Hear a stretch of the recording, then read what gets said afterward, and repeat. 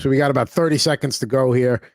Draft order. Chris is going to be drafting 8th. I'm going 10th. Anthony's 5th. That kind of seems to be where the usual spots where we settle in, given our own devices there. Looks like that the guy picking first is already on auto pick. Oh, you didn't. I didn't remember. Damn. Oh well. It's okay. It's okay. I got to do it on this one too. Oh no. There we go. It's gone. All right. First pick on the clock. There we go. So Connor McDavid, I would assume, is going to go at this point. Yeah, it'd have to be. I mean, he's become the consensus number 1 pick now. Like before, it was like, on Yahoo, it was like 1 point something. Now it's just like 1. Brendan, who's at the number 9 spot, is going to mess you guys up because he's also got the auto pick. I can work around auto pick. What I can't work around is the Silver Fox, Craig, and he's not here today. So have better drafts. I mean, we miss you, Craig. We hope if you're watching later, we missed you today, but we didn't miss you that much. I'm gonna be able to take some Minnesota skaters. Okay. And there goes Draisaitl third. And here's the thing: like, okay, let's say somebody takes McKinnon instead of McDavid. If you're drafting at 2, you're not going to not take McDavid. So it's not like one of these things where like, oh, somebody didn't take McDavid and he slid all the way to 8th. Like he's going first 2. You have an easy choice at 2. Pick whatever player wasn't picked first. Correct. It. So 3 centers off the board here: McDavid, McKinnon, and Draisaitl. No real surprises there, as Steve is on the clock now with the clock running out on him. And he's going to take Quinn Hughes. Interesting. We are a pro taking defensemen early on this show in terms of drafts. I don't know about 4th overall. And if you're going to do somebody 4th overall, it'd probably be Makar. But hey, here we are. Steve, should I just thank Steve for gifting me Austin Matthews? I mean, yeah, I would have sent maybe like an edible arrangement or something. Wow. There goes Kucherov, goes 6th. So not available on the clock here with Pasternak on the clock. Maybe a Mikko Rantanen. No, you got to take Pasternak there. And now Chris on the clock. I finally did it, boys. This is mock number 7, and I have finally been able to say that I have drafted Cale Makar. There we go. And there goes Artemi Panarin. And listen, we've talked about how big a fan I am of this guy at right wing. If you're going to give me Mikko Rantanen at 10, yeah, got to do it. Wow. All right. So now I got to make a decision here where I want to go next, because you already got 2 defensemen off the board. I don't think it's at this point. I think it's a little bit of a reach for Bouchard or Yossi. So I don't think I'm going that way. This is a league with hits. Yeah, I'll take Brady Tkachuk. That's fine. I'll go Rantanen and Tkachuk to start. And there goes Nylander. So you got a Panarin, Nylander there for Brendan. That's a solid left-right wing punch for a starting lineup there. It's a league with hits, and you just allowed me to get JT Miller here at pick 13. I want Brady. I wanted Brady. I have Brady in a few. I have shares of Brady in multiple leagues. I'm not like a Brady Tkachuk fan, but because I have so many shares of him in fantasy, I'm kind of forced to. But yes, I had no disrespect to JT Miller. Easily could have taken him there too. Damn, I can't believe we let that happen to me. And there we go. So Chris actually happy with his draft out of the gate. We'll see how long that lasts. We talked about a good left wing, right wing combo there. Pasternak and Kaprizov there to not available. That is certainly not a bad winger punch on both sides. Reek six, Kucherov, Tkachuk, also a solid left right wing combo. Ant's going to get his guy Jack Hughes there at the 6th pick in the 2nd round. He's a guy I could have taken there too. So Ant's going to be pretty strong down the middle, and Jack Hughes has left wing eligibility in Yahoo. You're telling me I picked 5th and I got Austin Matthews and Jack Hughes. I mean, super excited about that. And Quinn Hughes, who went 4th overall to Steve, has taken Igor Shesterkin, first goalie, off the board. So there is something to be said about this. A lot of quality centers out there. This early in the draft, you're still going to find really good left wings and right wings. So if you want to build from your blue line and back end out, and you're getting, we'll say, the 2nd best overall defenseman and what we say top 2 goalie between him and Hellebuck, we'll see how it shakes out for him. But I don't mind it right now. It's all how he plays the later rounds, though. Phil Forsberg goes with 2-8, Elias Pettersson 2-9, and we're rounding up round 2 now with Hakeem on the clock, about to make his back-to-back picks here. still some quality guys on the board for sure. Take Sam Reinhart with the first pick, and then Sidney Crosby with the second pick. So 3 centers there. Reinhart also has the right wing eligibility, I believe. So well, here we go into round 3 of mock draft number 7 here on Total Hockey Now.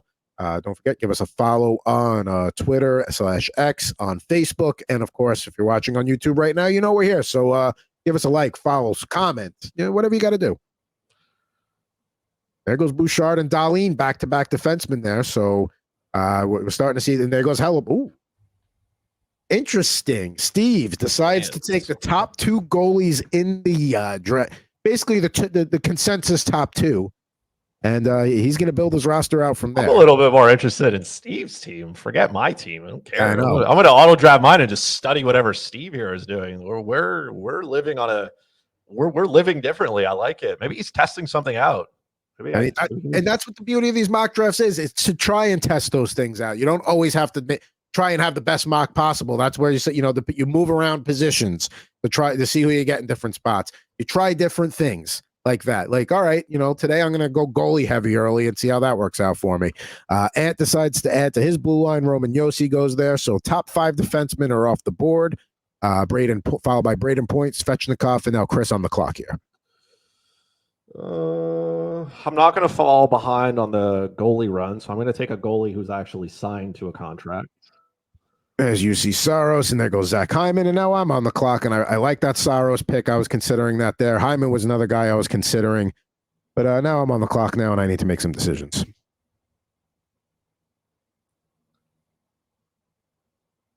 All right.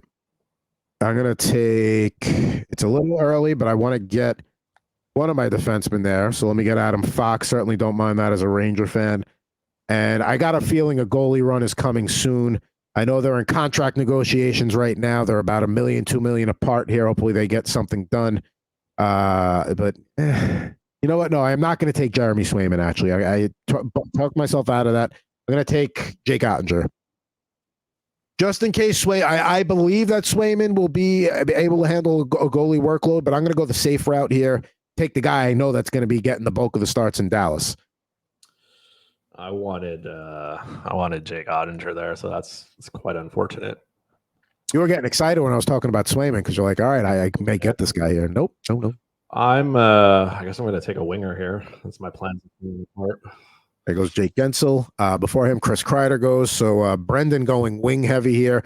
And again, wings, when the quality falls off, it falls off. So, going left wing, right wing, left wing, left wing. He's definitely going to be deep on the left side. I think Zach Hyman has dual position eligibility, though. So, yes. Again, very important. You can swap them wherever you need to be. I'm sure, Panarin and Kreider don't. They're stuck on their sides. Yahoo's a little more lenient with their position eligibility over some other platforms, which, hey, I'm okay with that. Anthony's on deck here as he waits to see who Rick J6 picks. He's got Point, Kachuk, and Kucherov. Does he go goaltender or defenseman here to kind of address one of those, or does he keep going forward?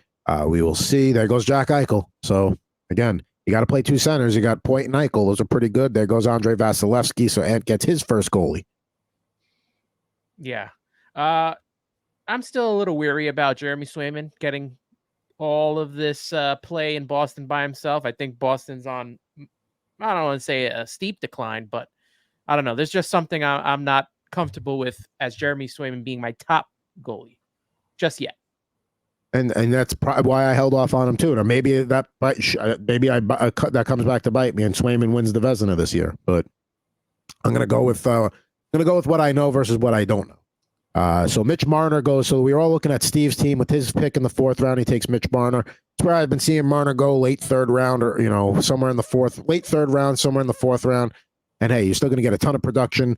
You're going to get power play points out of Marner. So right now, Steve about to be on the clock again soon. But then after him, Steven Stamkos goes to Randy, Jason Robertson, the Paul, Kyle Connor, and Ovechkin. Certainly not a bad way to go on the turn there for Akeem to address wings, because he's got his 3 centers now as wings. Hedman goes to Paul. Then Sergei Bobrovsky over to Randy. He gets his first goalie. And then Noah Dobson there. So Steve really just focusing on the back. if we're building a real hockey team, this guy would be building like a winning hockey team for like the next decade. We'll see how it works out fantasy wise there. And there goes Connor Bedard at pick 5.5 to Anthony. So I think, he's been going earlier in some drafts. So the fact that he's still there and he's going to produce this year, that's a shrewd little pick you made. Yeah, I have not been able to yet get Connor Bedard to come to me. Usually, like you said, he goes 3, 4. So to have him at 5, along with Austin Matthews and Jack Hughes and Roman Yossi, I mean, I'm feeling pretty good at this moment in time. So Jeremy Swayman goes right after Anthony there. So Rick J. 6 gets his first goaltender. Then Josh Morrissey and Chris is on the clock. I know who I want with one of my picks. Please don't take him. I'll start here. I think he's going to be just fine, even though we talked about Carolina and their struggles. I think Sebastian Aho will be okay. That's who I was taking. Now I have to figure out because that's who you were taking. Oh, my bad. Yeah. I'm sure you really care. I'm shedding a tear. I could see that. Let's see here.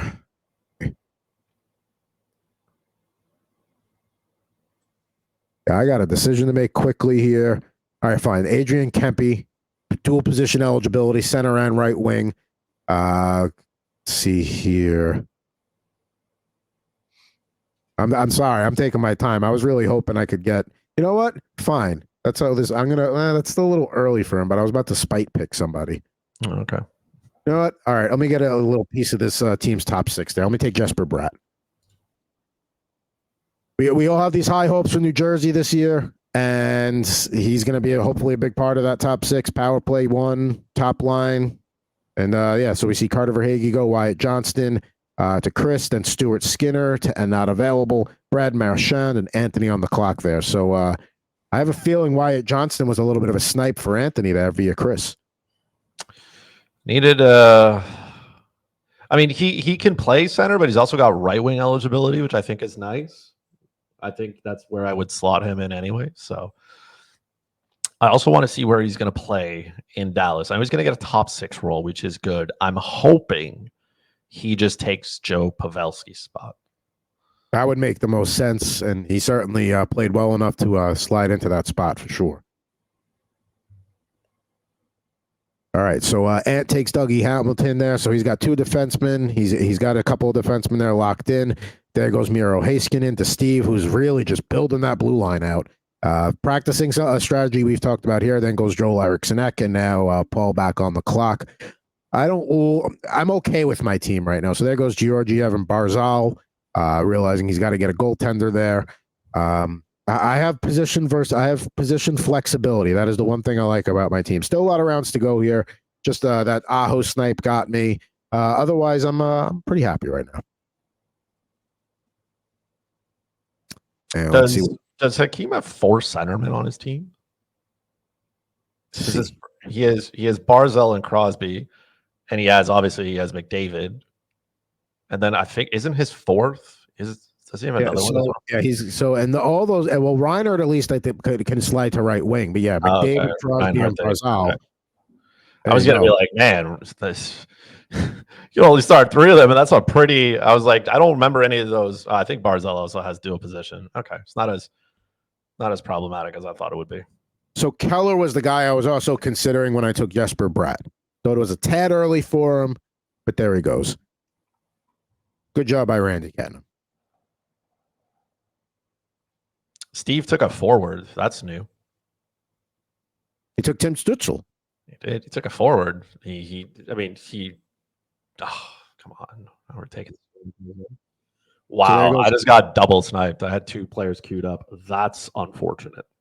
So Tage Thompson, Travis Konechny, Ilya Sorokin, the last 3 picks there. Ant gets Sorokin. He's got Vasilevsky, Sorokin. That could be quite the 1-2 punch there. It's not just Sturkin Hellebuck, but it's close. I'm gonna go down a little bit here. Start here. Sergachev. One day I'll get you in one of these things. One day. And there goes Jacob Markstrom. I got decisions to make here, so let's take a look at the available defensemen on the board. All right. Let's take Brandon No.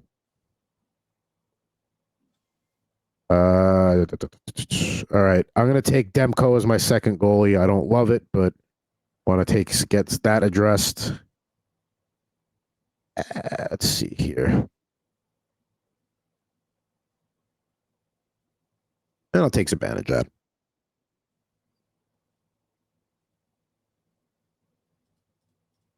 There are other people I was considering there. Maybe, I was looking at the blue line there. There was guys that I don't love Montour there. I feel like I could, a little bit later. But, I mean, there's still some decent defensemen out there. I don't love my blue line. That is the one thing that Steve's strategy is really hurting me.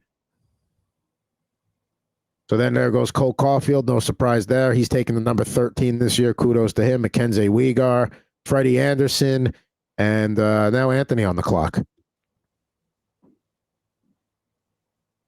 Good old fan favorite, Kevin Fiala.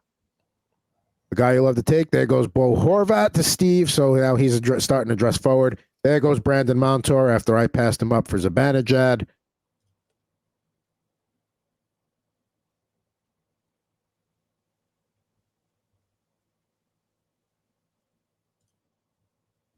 Let's see what Paul does here. He took McAvoy last round. He takes Dylan Larkin. We talked about Dylan Larkin on the show last week as like, hey, the guy you get in the end of the 8th round for the production you're going to get, there's some tremendous value there for Dylan Larkin. Not high hopes with Detroit this year, but he's still going to produce. And Hakeem, after going crazy with centers and forwards, he goes Forsling, Devon Taves back-to-back there. Still some good options on the board. Hoping a couple of those make it back to me, or at least one of those, as we move forward in round 9 of this draft, of this mock draft. There goes Timo Meyer, and there goes Moritz Seider. I was hoping he would get back to me there, but not going to happen. That's been the story of me with defensemen over the last couple of mock drafts, is hoping they get back to me, and they don't. So maybe I should learn my lesson one of these weeks. That week is not today. It is not today.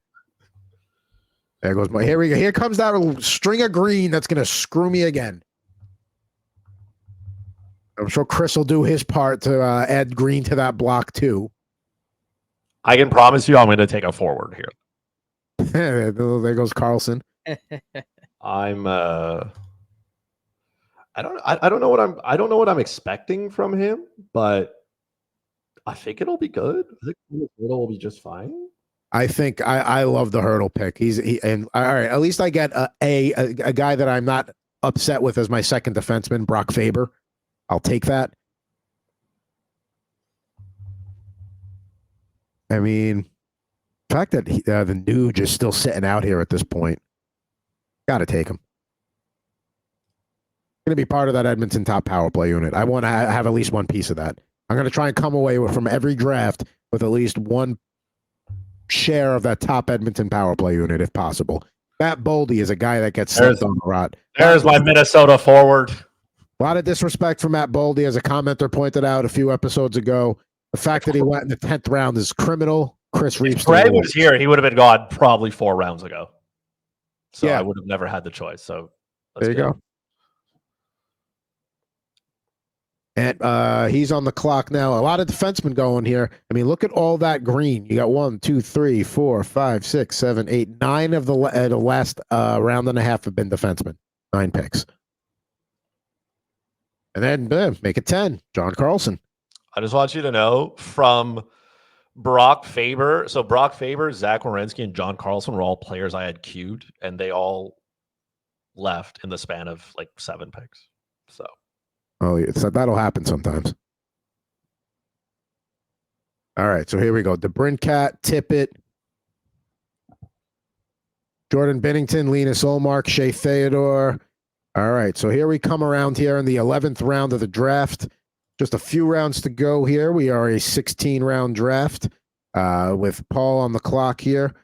Let's see what he goes. He's got centers. He's got wings. He's got defense. He's only got 1 goaltender, so we'll see what he does here. If he maybe goes back-to-back goalies with his picks to shore up the crease a little bit. And just to update you on Steve's team, Mike Matheson. Yeah. Damn. Was he going to make it by you, Chris? Because I was taking him with one of my swing picks there. I don't have a defenseman lined up anymore. That sea of green started, and then I decided to just let it happen. And I understand, right? Because we've done a couple of these drafts, so I know what happens when we get here. I just didn't want to embark on the green voyage right now.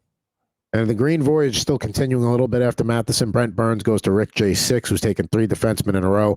Ant gets Nick Suzuki. NA gets Nico Hischier. Great pick there in the 11th round with Chris on the clock here. That's who I wanted, actually. I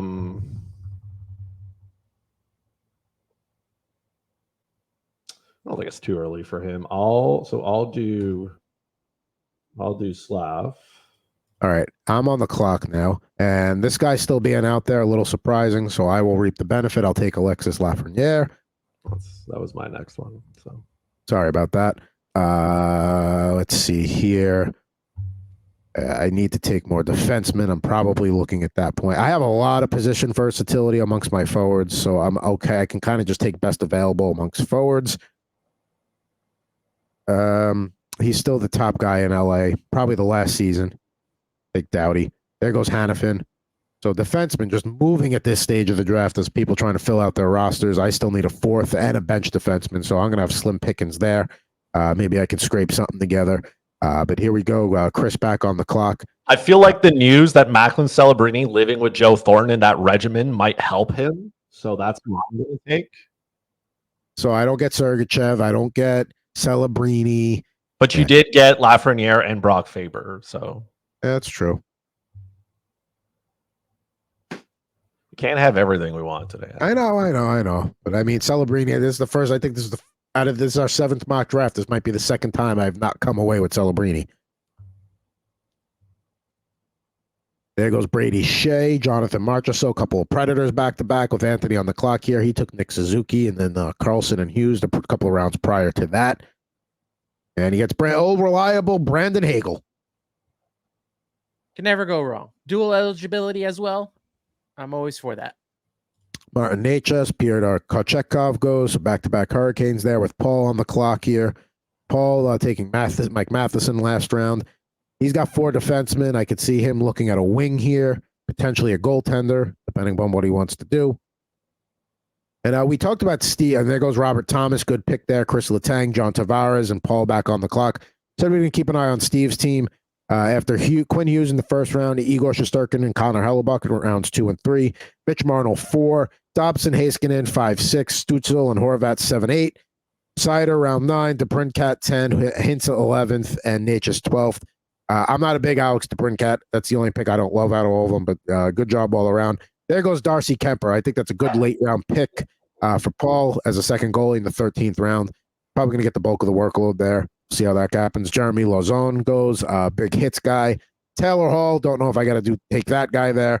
Smart pick by Arturi Lehkonen by Ant there. I love me some Arturi Lehkonen. All right, so after Lehkonen, Blake Coleman, Drake Batherson, Seth Jones, Brock Nelson, and I am back on the clock here.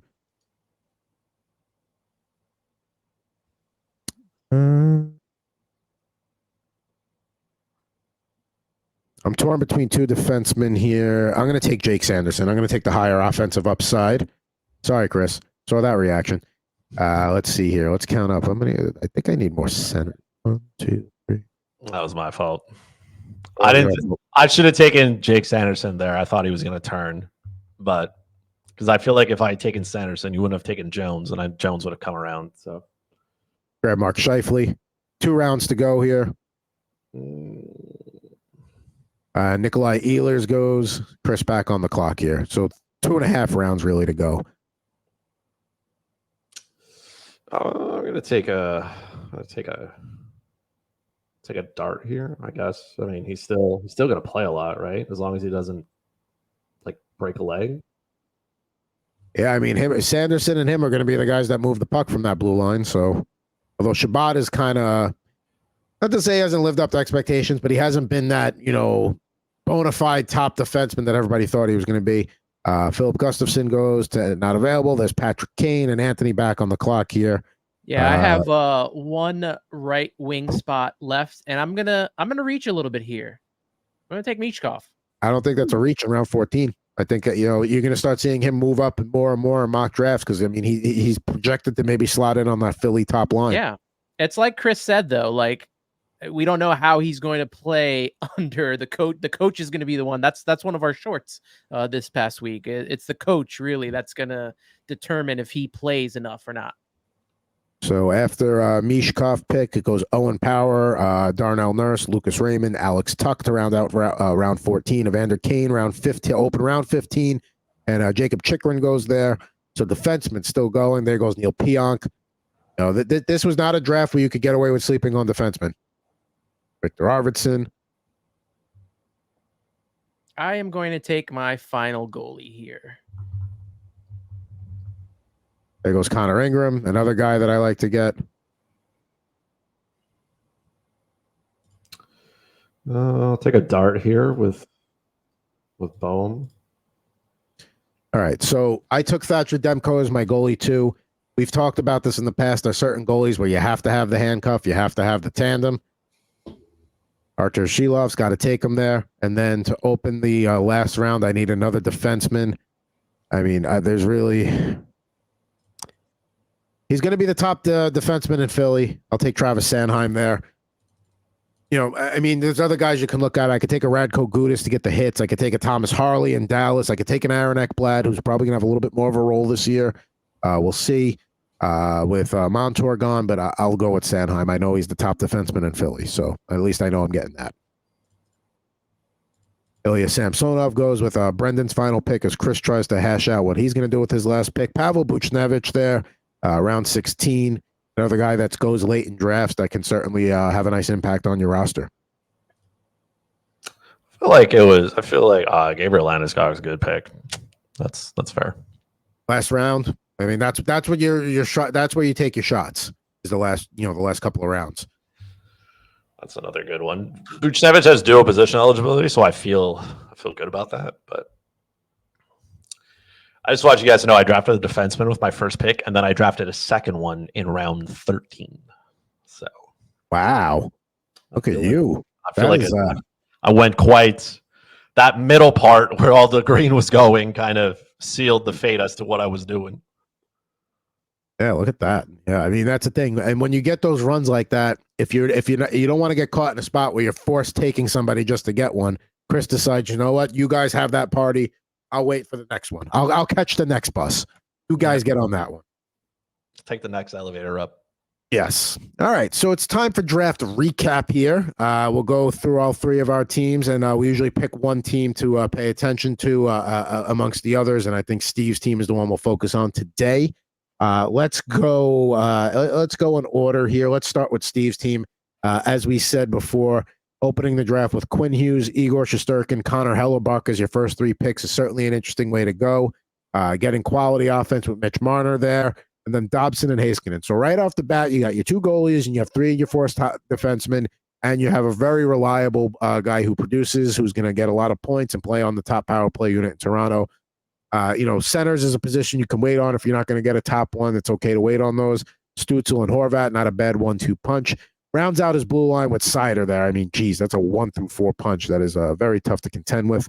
Then gets Alex DeBrincat, probably is his top left wing. Don't love that pick. There's Taylor Hall. Don't necessarily love that pick, or Arvidsson or Tanner Janot. And then he gets Owen Power there. Hintz and Natchez has dual position eligibility. So I think his draft started off pretty good, kind of faded a little bit at the end there. But that's the price you pay when you're going to take all those defensemen up front. You're going to have to take the Taylor Halls and Victor Arvidssons of the world at the end. I still like the defense core that he's built. I mean, he obviously has the edge at goaltending if everything works out as it should be. He's got the two best goalies, I think, in the league. So, and I guess it might be a little bit easier to find forwards that kind of are in good positions to succeed. So guys who might play in the top six, or guys who might get like top power play unit kind of opportunities and stuff. So I feel like that works out well. There's some upside there.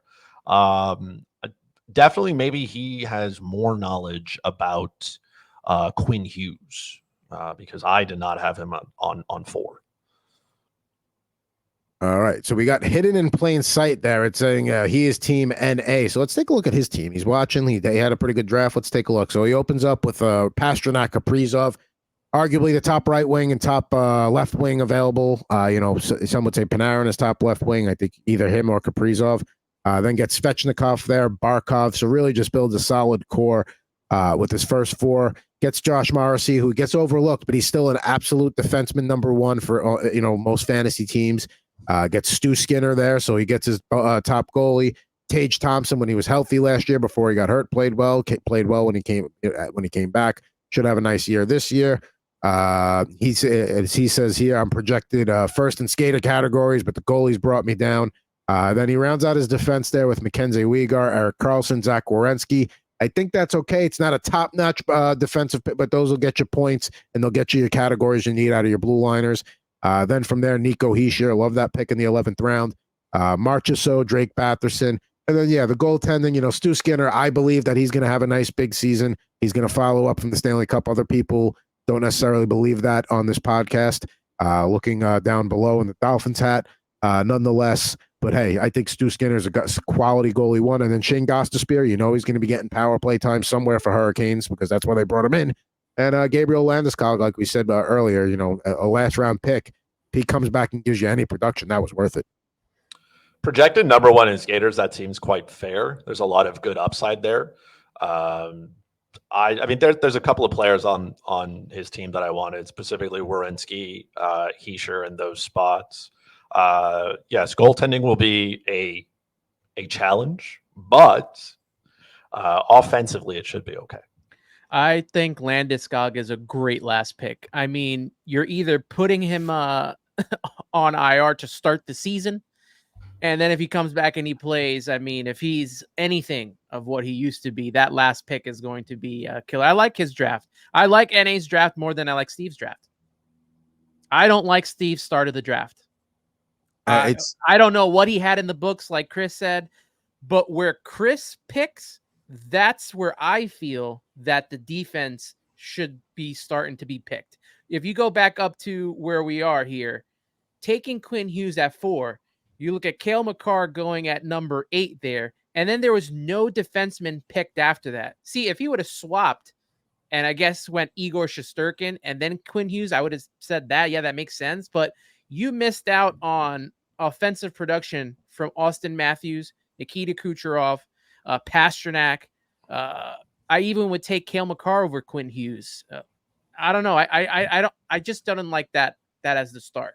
I think he's still got a great defense out of that without having to make that pick of Quinn Hughes. I think he really missed out on a top pick there. Steve, you can send your hate tweets directly to Ant Rivera 86. Nice. You can go ahead and do that. I won't say that I hate it. I will definitely say it was a choice. Someone as well, right? But I feel like it wouldn't be fair to tackle on the Mets side. The Mets do whatever they have to do as well. But half game out of the wild card right now, so they're gonna break hearts. That's how it goes. But I don't kill him on, like I did the Igor Shesterkin Connor Hellebuyck tandem the last time we went. So that's great. But the Quinn Hughes one that early, I feel like he could have got him second or third round. I don't think he had to make that move. He missed out on prime offensive production. You do make a point. Like if you want to try and go with that strategy at 4, it might be a tad early to try and grab a defenseman there. Like a little bit later in the round, fine. You want to grab Hughes or Makar and go with that, But hey, he's going to get that. Again, he missed out on a guy like a Matthews or somebody like that. But overall, I think once he did all right until we got into those later rounds. Another comment here from Hidden in Plain Sight. He thinks he reached for Svechnikov a little bit. I don't even know if I would say that's necessarily a reach. I mean, maybe Hyman instead of Svechnikov there, but I think that's right about that range where Svechnikov needs to go. Yeah. Well, you look at his first 2 picks too. Pasternak, Kaprizov, that's going to be solid right at the top there. Barkov, Morrissey as his defenseman. Even him picking all the way down there and getting that Josh Morrissey as his top defenseman, that's pretty good to me. I don't think there was a ton of value left there though, because like Svechnikov hits. And in a league where hits count, like for me, taking JT Miller was because he's projected to have 200 hits. Like throwing your weight around as an elite player is something because elite players usually have the puck. And when they do, they can't hit. So getting a guy who can produce offensively and as well throw his weight around, I think that was just fine. And again, Carolina doesn't have a lot of depth, so Svechnikov's going to be on the ice a minute. I could see him averaging probably, I don't know, anywhere between 19 to 21 minutes a night there. So I can live with that. Picking after hidden in plain sight is Chris, who got he finally gets Cale Makar and he gets JT Miller 1-2, UC Saros 3. So good core there to start for you. Absolutely. Then I go with Jake Gensel because all the players that I wanted were taken before. Sebastian Aho, again, banking on the upside. Wyatt Johnson, man, just a top 6 role would be great. Top line specifically. Jacob Markstrom, because I hear the Devils are elite. Cole Caulfield, because he's scoring 40, obviously. Thomas Hertl just feels like there's upside there. I feel like Vegas is a really good team, and being a good player on a good team usually does some good things. I finally get Matt Boldy. That's kind of nice. Juraj Slafkovsky, big season for him. He can throw his weight around. Macklin Celebrini is going to be on the Joe Thornton workout regimen because, like, Joe looks like he could probably still play at least, I don't know, second line AHL, and he's what, like 40 something now. Seth Jones, Thomas Chabot, Bowen Byram. Don't love it, but hey, YOLO. Then I needed a forward, so Pavel Buchnevich was the best of the gang there. Going back to Hertl for a second, he's the second line center behind Eichel, so he's going to get more favorable matchups too. So that's another thing to consider there in that range. We all know my thoughts on Macklin Celebrini. That's a great range to get him, and as mock drafts go on, he might be moving up. He might be becoming more of a 10th round pick as things go on. And yeah, you waited on the defense a little bit, but as a fourth or fifth defenseman, I kind of like Bowen Byram. Like if you're forced to wait, he's not a bad guy to get towards the back end of a draft. And yes, Seth Jones, we've talked about how his minus is going to be atrocious, but if we expect more production out of the Blackhawks, who's running the blue line for him, it's not going to be the draft pick yet. It's going to be. And remember, we don't care about the plus minus, right? Which is why we also went with Bowen Byram and Thomas Chabot, because those are meaningless stats. I will say this for Bowen Byram. I'm hoping that the Buffalo Sabres don't go with a 4-forward, 1 defenseman power play. I'm hoping they add Bowen Byram to it with Rasmus Dahlin. I think that would help his value a lot. Because looking at like Buffalo's kind of like offense, like yes, you have Tage Thompson, yes, you have Tuck, but then like after that, maybe, every once in a while, put him there, see what happens. Yeah, I mean, I'd like to see that too, because he's a guy, like I said, I'm targeting later in drafts to kind of fill out the back end of a blue line. We'll see what Mr. Lindy Ruff does up there in his second time around with the Buffalo Sabres. And to wrap the recap up here, let's go through my team. I always love to grab Mikko Rantanen in the back end of that first round, so I'm happy to get him. We talked about top tier players that also throw their body around. Brady Tkachuk, certainly a guy that him and JT Miller both kind of comparable in that regard. Then early run of defenseman go. I think I'm getting ahead. I'm gonna be okay with taking Adam Fox. I end up Fox Faber as a 1-2. I'm okay with that. I almost had a bad blue line, and I think I rebounded okay with Doughty and Sanderson to fill it out, but wish I would have done better there. Jake Ottinger, Thatcher Demko, Sheloffs. I'll take that crease combo. And then I'm running out of time for the draft thing. And there it goes. So we'll get that off the screen. Thank you very much, Yahoo. But, I got sniped on Aho. But other than that, I was okay with the way my team shook out. I had a lot of position of versatility with center, left wing, right wing. I could really move guys around the lineup. So not my least favorite draft, probably not my favorite draft, but of the 7, I would say it was probably somewhere right smack in the middle there. So yeah, always happy to throw another mock draft out there. Especially when you get to pick your spot of where you want to draft. I know you like 10, so you stayed at 10. I said to myself, I went 1 last time. Let's try to get a little bit in the middle. Obviously, you never know what you're going to get when it's always automatic, but picking at 5, I think, is one of the tougher spots to pick at because you don't get the turn. You don't get that snake turn. So you're kind of in a tough position, and you're basically waiting for most of the draft for your turn to come around again. And it gets tougher and tougher when all these good picks are being taken. I agree. I don't like being in the middle of the draft. I'd rather be towards either end of the round. I'd rather be towards the back end of a round but I'd rather be towards the front of a round than be in the middle. I mean, there is some consistency with the timing. For the most part, you kind of know roughly how if the flow of the draft, how often you're going to pick.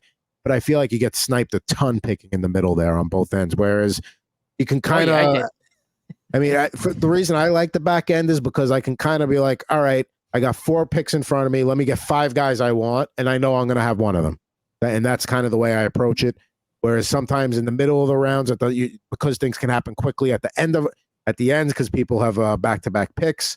Sometimes things move quickly. Don't have time to adapt. So able to get the rest of my roster up there on the screen there. After Demko in the 7th round, Mika Zibanejad, 8th round, certainly not bad there. He's fallen a little bit in drafts compared to last season. Didn't have the best playoff run, but certainly had a great regular season. Got my second defenseman in the 9th round, very luckily there. Then Ryan Nugent-Hopkins, who kind of gets overlooked, but again, still part of that top 6 in Edmonton and the top power play unit, dual position availability. Lafreniere, a lot of Ranger fans and hoping he gets more power play time this year, gets pumped up to that top power play unit. If he does. Yeah, I'll say this about Lafreniere. If I'm not getting Panarin or Zibanejad on offense, Lafreniere is the 3rd person on that list I'm going after, especially after how he played last season. If he can improve on what he did last year and be that number 1 draft pick that he came out as, I think that's a good value pick. He is going to be one of those good value picks out there. And then after him, listen, Doughty and Sanderson as your 3rd and 4th defenseman, whatever, and then Travis Sanheim with the last pick there. It's sexy, no, but is it solid? Sure. And then Scheifele, another guy I think that gets overlooked a little bit in drafts, kind of falls, but I mean, he's still going to be the top line center in Winnipeg. And you guys both have Winnipeg winning the division. So if I can get a top line center for a division winning team in round 14, sure. That's a big drop for him to fall all the way to round 14, I think. I feel like he's better than that. I just want some top power play minutes for Alexis Lafreniere. That's all I want for Christmas. Yeah. Nothing else. And even if you don't give them to us till Christmas, there's still a lot of hockey season left after that to benefit from it. So it doesn't have to be out of the gate, but around Christmas time would be nice. I would like top power play minutes off the rip, but to continue to get him late in drafts. You know what I mean? Like I'm trying to soak everything up. You know what I mean? I want it all. I want my cake. I want to eat it. I don't want to make any compromises. In the mocks I've been doing, Lafreniere kind of goes in that 9 to 11 range. He probably went a little late in this one, but I mean, that's around the spot you're going to get him if you want him. Or you have to take him if you want him, I should say. There's just some top line minutes would be nice. That's it. That's all I want.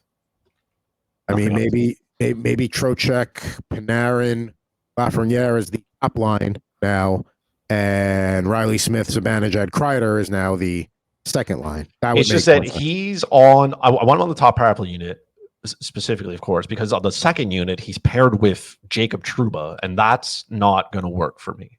So, and he's paired with Kaapo Kakko, and that's also not going to work for me. So, yeah. I want Alexis Lafreniere away from Jacob Trouba and closer to players like Adam Fox and Artemi Panarin. See, the thing with Kakko is they're trying not to make the mistake they made with Buchnevich, where like they let him walk because they didn't want to, pay him, and then he goes to St. Louis and he actually becomes the player that they were hoping him to be. They got bitten once, not going to get bitten twice. So hopefully Kakko takes a step this year. But that's mock draft 7. We've put that one in the books. We've got 5 more to go, so we got a dozen all summer mock drafts for you guys everybody to look back on, use in preparation for your own drafts. We love doing this every Thursday and have mock drafts throughout.